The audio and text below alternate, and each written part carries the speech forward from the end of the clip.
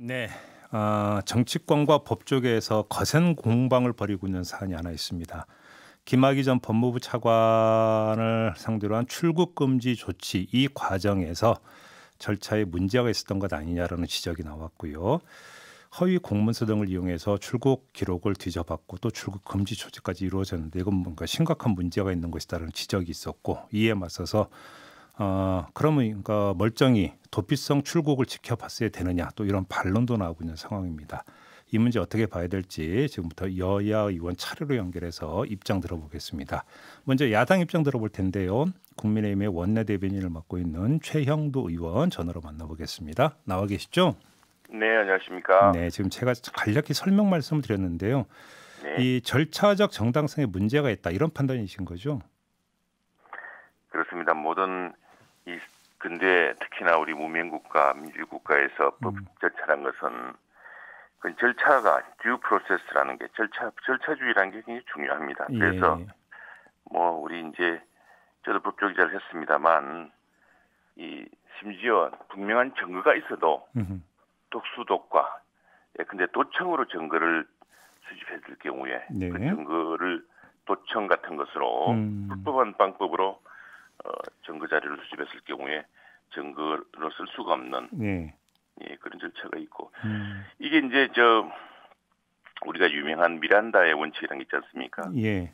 영화에 나오고 잡을 때 당신은 지금부터 그 미란다라는 사람이 굉장히 이름이 그해 보이지만 굉장한 흉악범이었습니다. 결코 법적으로 보호할 수 없는 모든 사람들이 지탄해야 될 사람이었지만 이게 이제 사실 유명한 모든 법조 출입 기자들 다 알고 있는 이야기고 사실 이 사건에 대한 것들은 이 공익 제보자가 이걸 제보해서 세상에 알려지기 전에 이미 한겨레 신문의 법조 외전이라는 걸 시리즈를 통해서 한번 연재되어서 그 첫물에 써놨습니다. 미란다 사건을 이야기하면서 오늘날 우리가 이 사람이 나쁜 사람이라고 지목을 하고 이 사람에 대한 법적 절차를 무시하고 그런 허위 공문서를 통해서 한다고 한다면은 그것은 내일 우리 가족, 당신 가족에게도 그런 법적 절차를 무시한 나쁜 사람이라고 일단 낙인 찍은 뒤에 수사하고 사람을 구속하고 구금하게 되는 일이 생길 것이다. 그것이 그것이 정당한 일이냐 이런 이제 문제 제기를 당시 한겨레 신문의 법조 외진이라는 칼럼에서 했는데 바로 그런 사건이라고 생각합니다. 알겠습니다. 이제 그 박범계 법무부 장관 그 인사청문회 과정에서 박범계 후보자가 절차적 정당성과 실체적 정당성 두 가지를 이야기를 했던데요. 바로 관련해서 이제 그 한쪽에서는 아니 그러면 이 사람이 누군데 뭔가 이 도피성 출국을 그냥 눈 뜨고 봐야만 됐었느냐 또 이런 반론을 하던데 이건 어떻게 받아들이세요? 절차적 정당성을 지켜야 되는 것이고 이미 그 사건에 대해서 여러 사람이 아마 수사가 있었습니다. 있어서 이미 그 정도 됐고 이 권력이 출범하자마자 그 사람을 잡으려고 여러 가지 그리고 대통령이 직접 언급할 정도로 굉장한 표적이었지 않습니까? 두 차례 수사가 이루어졌으면 그 수사에 적합한 결론이 있었을 것인데 그 결론을 가지고 됐으면 되는 거죠. 그리고 그 사람이 스스로 만일 도망가고 했다는 것 자체가 만일 그 양반이 그래서 돌아오지 않았다고 한다면은 그 자체가 그 스스로도 공직자 자기 스스로 돕는 인정하는 셈이 될 텐데 그건 너무 지나친 그 추측이자 알겠습니다. 어제 무엇보다도 검사가 허위 공문서를 작성해서 출국 금지의 서류를 만들었다는 것 자체도 말이 안 되는 것이죠. 근데 뭐 거기 또 그걸 꼭 그 법적으로 허위 공문서로 볼 수 있느냐 또 이런 뭐 또 반론도 나오던데. 그건 이제 엄밀하게 따져봐야죠. 그래요, 알겠습니다. 그런데 실제로 허위 공문서가 맞죠. 왜냐하면은 그러면 공문서를 작성하지 않고 뭐 절차를 밟아도 되는데 그게 굳이 사건 번호를 집어넣어서 없던 사건 번호를 넣어서 그걸 가지고서 그래서 출입국 본부의 공무원들이 이렇게만 안 된다라고 서로 걱정을 하고 했던 내용이 언론에다 보도되지 않았습니까? 알겠습니다. 어제 그 이 사건을 수사하고 수원지검이 대검 반부패 문제 압수수색에 들어가지 않았습니까?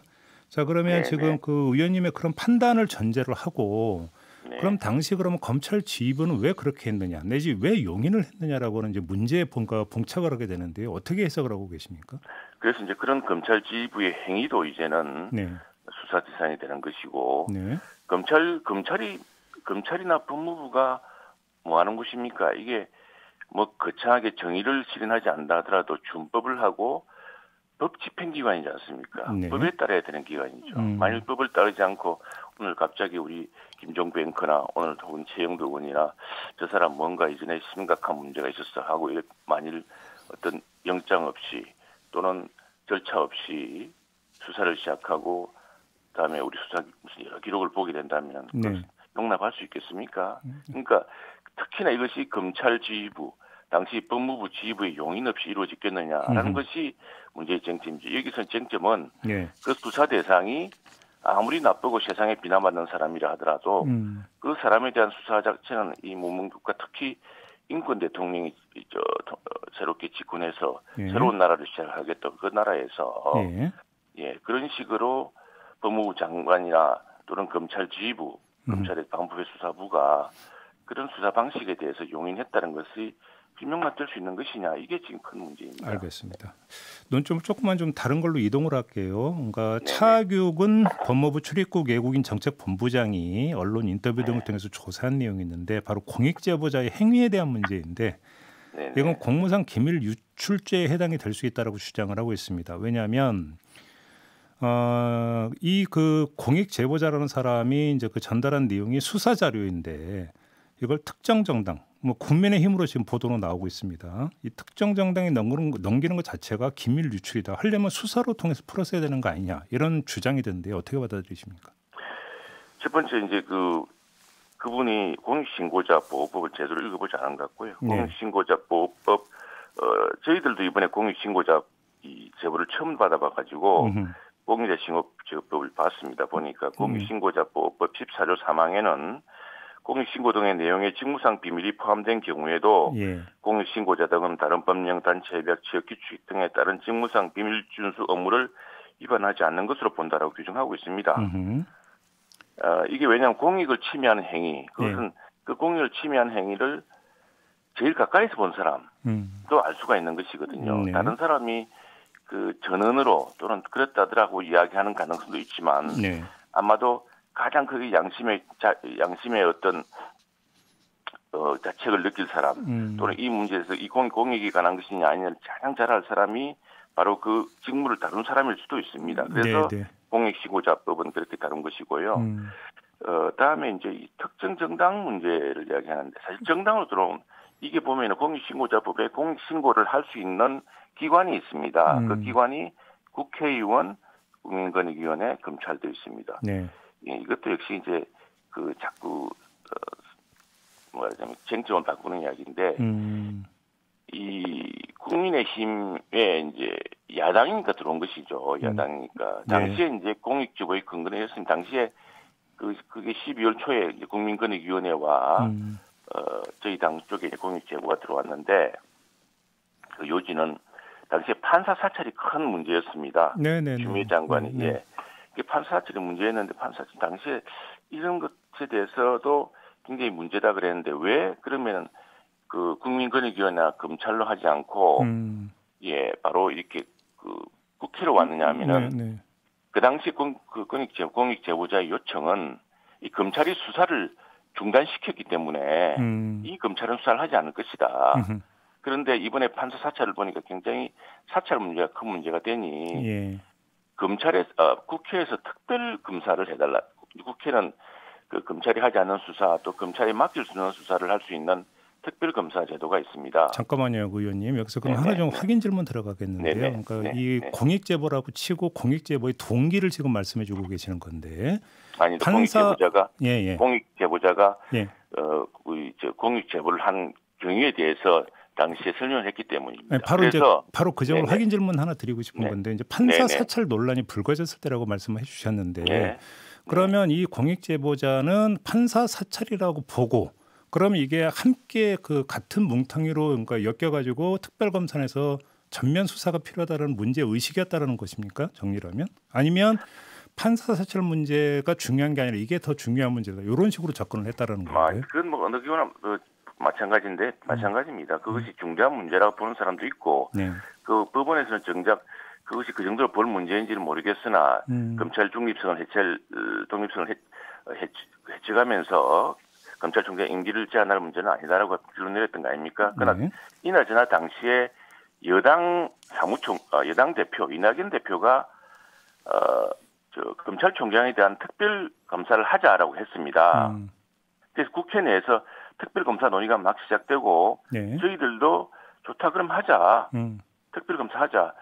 추미애 법무부 장관에까지 합쳐서 네. 윤석열 총장 법무부 장관 같이 특별 검사로 수사를 하자. 국정조사 말씀하시는 거죠? 아닙니다. 특별 검사. 예, 특별 검사도 하고 국정조사도 네네. 하자. 네. 예, 모시든 하자라고 이야기를 했거든요. 그랬는데 여당이 이제 갑자기 제안을 거둬들이지 않았습니까? 그러니까 국회에서 특별검사의 가능성 같은 걸 봤겠죠. 또는 국정조사든 무엇이든. 이제 이것을 그렇게 다루게 해달라고 하는 것이 이제 공익제보의 취지였던 것이고. 알겠습니다. 그것 때문에 여당이 아닌 야당으로 들어왔던 것 같고요. 네네. 그다음에 또 하나는 그래서 저희들이 검토를 하고 이게 공익제보의 성격에 맞느냐 허위사실은 아닌가를 1차적으로 봤습니다. 본 뒤에 여당이 당시에 특별검사를 도저히 받을 가능성이 없었기 때문에 왜냐하면 여당 대표가 스스로 제안했던 의원님 좀 마무리를 좀 해주셔야 될 것 같습니다. 네, 그래서 저희들이 검찰로 이 사건을 이집했을 뿐입니다. 그런데 그걸 가지고서 이걸 알겠습니다. 엉뚱한 시비를 걷는데 그 당시에 이걸 지금 제기하고 있는 분도 당시 이 사건 즉 법 절차를 지키지 않고 알겠습니다. 법 절차를 지키지 않은 데 대한 관여된 분이기 때문에 그 부분도 감안해야 될 것입니다. 네, 알겠습니다. 마무리하겠습니다. 고맙습니다, 의원님. 네, 감사합니다. 네, 국민의힘의 최형두 의원이었고요.